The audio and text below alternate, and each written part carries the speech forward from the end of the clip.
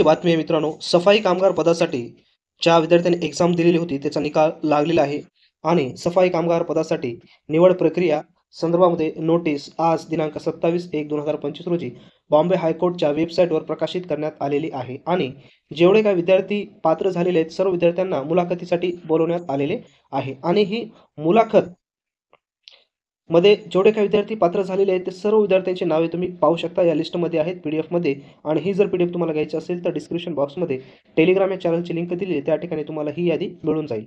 तर पहा किती तारखेला जायचं आहे मुलाखतीसाठी आणि सोबत कोणकोणते आवश्यक डॉक्युमेंट सोबत ठेवायचे आहे ते तुम्ही व्यवस्थित सर्व डॉक्युमेंट सोबत घेऊन जायचे. त्यासाठी अगोदर आपण पाहूया नोटीस काय म्हटलेलं आहे.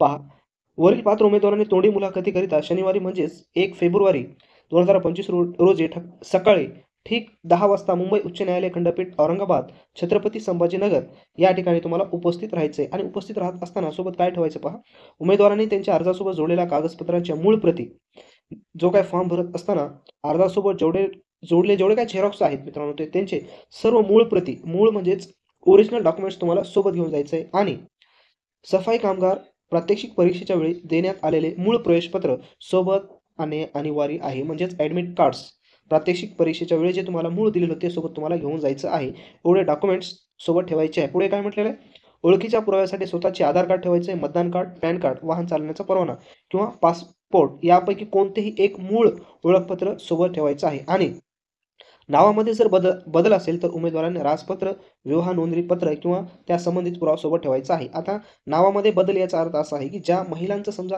लग्न झालेलं आहे, पहिली गोष्ट ज्या महिलांचं लग्न झालेलं आहे त्यांच्या नावामध्ये बदल होऊ शकतो, नवऱ्याच्या इकडे गेल्याच्या नंतर नावामध्ये चेंज होते. अशांनी काय करायचं, राजपत्र किंवा विवाह नोंदणी पत्र सोबत जोडायचं किंवा काही मुलं अशी असतात की त्यांच्या नावामध्ये थोडीशी मिस्टेक असल्यामुळं त्यांनी राजपत्र तयार केलेले असते, गॅझेट्स, ते सोबत ठेवायचं आहे किंवा न्यायचं आहे.